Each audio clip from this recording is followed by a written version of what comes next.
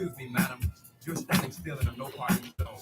If you don't get a move on that body, I'll be forced to give you a ticket. So,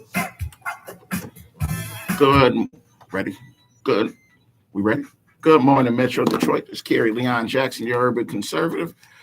I'm sitting in, that's not the music you usually hear, and this is not the voice you usually hear from 9 to 11.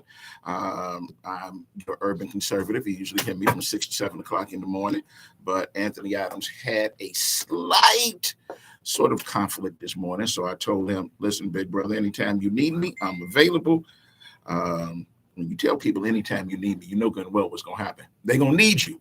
And so he needed me to come sit in for him this morning. And I told him I would do it gladly. So I'm here, and in just a little bit, I'm going to be joined by y'all, the person y'all usually know as my Friday co-host. Keisha will also be here in a little while.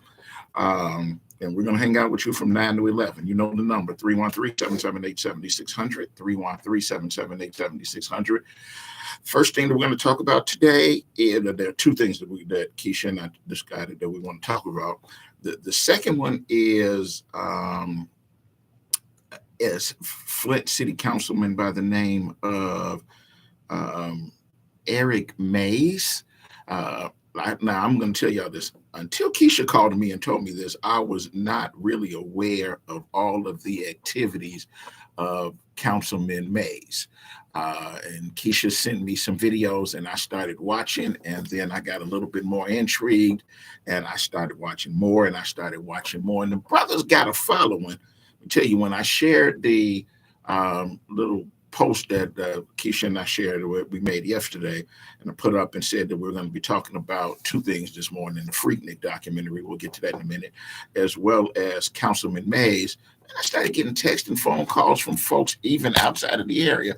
Apparently, that brother has gone viral. Folks said that he's got a following. I didn't know anything at all about it, and I'm just learning this. And let me just say this. We're going to talk a little bit about the antics and the things that have happened with that brother, but we're not going to do that until Keisha's here, because that was Keisha's topic. She picked it. I knew that I wanted to talk about the upcoming Hulu documentary about Freaknik and the pending lawsuit. Many of you know that it started out apparently in the mid to late 80s.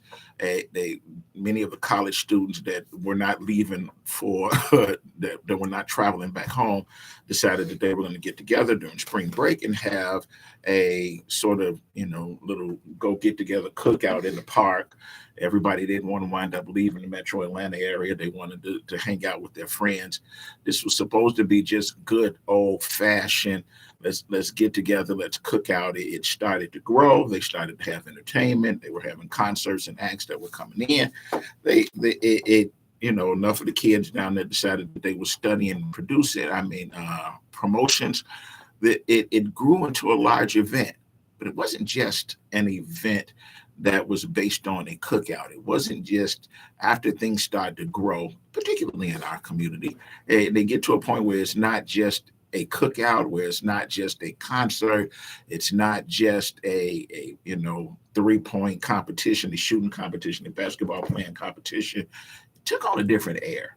It took on the air of an opportunity for folks, teenagers, folks that were new and had just discovered their freedom and who were away from it. They were free. They were away from their parents. And they started to get to that point where they started experimenting and that they were cut loose and they felt themselves sexually. And they decided they were going to share that. They were deciding that they were going to be a little wild and impulsive. And I don't know how many of you remember, for those of y'all that were not born until 94, you don't really know. You've grown up in an area where we've always had these phones that have always had cameras on them, and you grew up in an era where there's always been YouTube and things like that. You need to know it wasn't always that way. There have been the technology has grown to the point where all of you have a rolling phone in your pocket at all times. But back in the early 80s, we had to have a video camera. we had a little camera that we all started carrying around because they were much smaller. Let me tell you this. In the early 80s, the video camera was big and you had to put an actual big VHS tape in it and slide it down, and you would have your own personal video camera. You could take with you anywhere you wanted to go.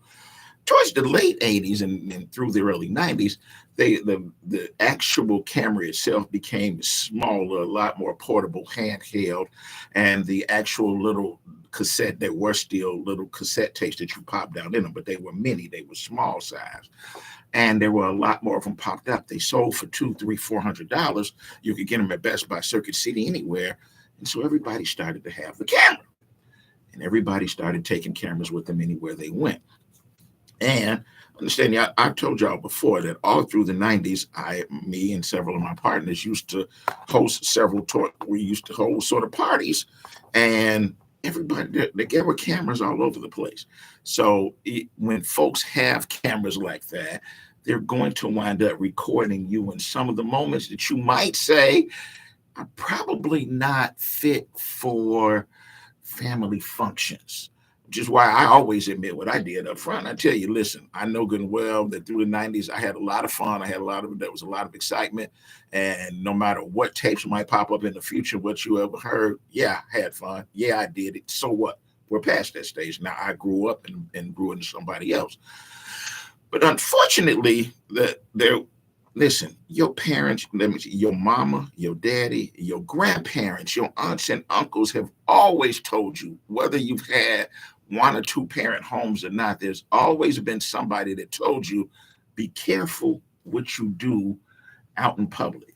That 5 minutes of being in the wrong place at the wrong time can wind up leading to some consequences that are going to follow you for the rest of your life. You have grown up knowing that there are consequences for your behavior. So for somebody now at this stage in 2023 to decide, oh my God, we got to run the court, and we're going to say, Judge, hold on, I don't want that documentary to wind up running on Hulu because they might have caught me doing some stuff that was wild and freaky. And some of the people, apparently, I saw one article that says of the 5 women that have filed lawsuits, one's a judge, several of them are high-ranking corporate executives.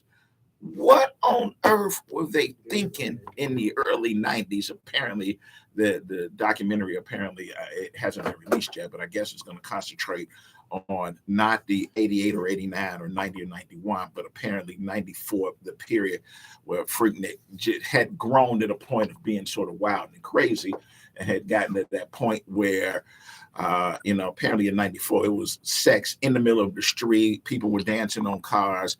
I remember the daughter of a close friend of mine, somebody that I'd watched her grow up. I mean, when she came back, the rental car that they had taken down there was all damaged because, apparently they'd been up on top of the car dancing in the streets and things like that and had caused some damage to the automobile. And apparently when they went down in 94, it was wild. But they had fun. Understand this. I'm all for y'all being wild and for y'all having fun.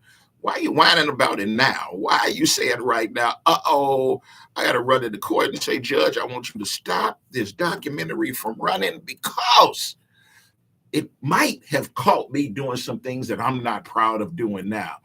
The truth of the matter is you were told over and over and over again all your life, be careful what you do and that there are consequences for it. And you might wind up having to see something later on that other people are going to see what you was doing.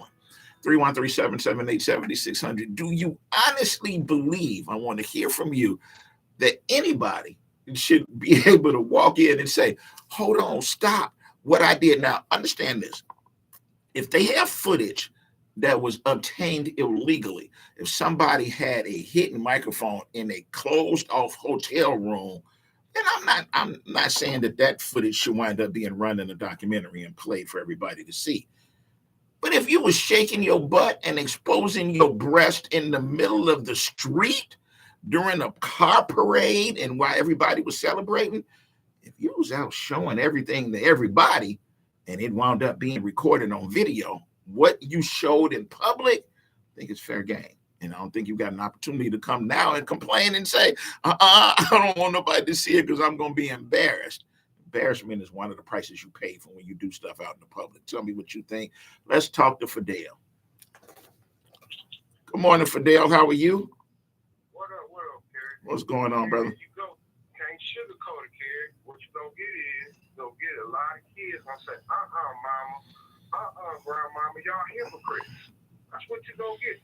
Y'all talking all this church and Christian stuff, but I see you on camera shaking your behind. Now, when Fidel said it back in the early 90s, y'all told me I don't have no folks conspiracy theory. Took y'all all this time to figure out what I be saying. When I'm winning, it looks like I'm losing, but it's amazing how this gonna come back and smack them in the face. Yes, you're gonna see judges on there, lawyers. Did I say lawyers? You're gonna see some senators, you're gonna see some of everybody on there, because that's what young people do when they're young. You go back to the 50s and the 60s. Hold on a minute. When young people are young, is that one of the things that they do is that they go and expose their breast out in the middle of the street, that they stand up on cars and they shake their booty and they twerk it and things like that? Is that what all young people do? It's called the freak league. You send your kids to the Catholic Church, they're going to mess with your boys. You send them to freak league, they're going to have a good time. I used to hit it back in the late 80s, back in the 90s. I was burned out with it, and I seen where it was going, so I ain't a part of it in the 80s. What does that mean? What the heck does that mean? I saw where it was going, and I don't want to be a part of it. Wait a minute. You can't call in and say it was fair game, and now you saying I wouldn't have did that. I'll tell it to you. They went from this meet-up girl, natural, she liking you, you liking her, y'all hook up, to these girls start coming down and start tricking. That's when if you gonna get up there and shake your behind, I got $1,000 for you. And that's what they did. Because they was money. Okay, wait. Let's tell the truth. You know good and well, they wasn't making no $1,000 then. They was making a little. In order for them to make $1,000, they was doing, brother. They had to do a heck of a lot more to make $1,000. Man, you can't change my story, but anyway, like I said, hypocrite. How the mama gonna tell the daughter not to twerk when she was moving something in the night? Because the mama learned the lesson to stop doing that. That's how. Man, these are good, clean Christian folks. College kids. Again, when I'm winning, it looks like I'm losing. I told y'all what it is. College got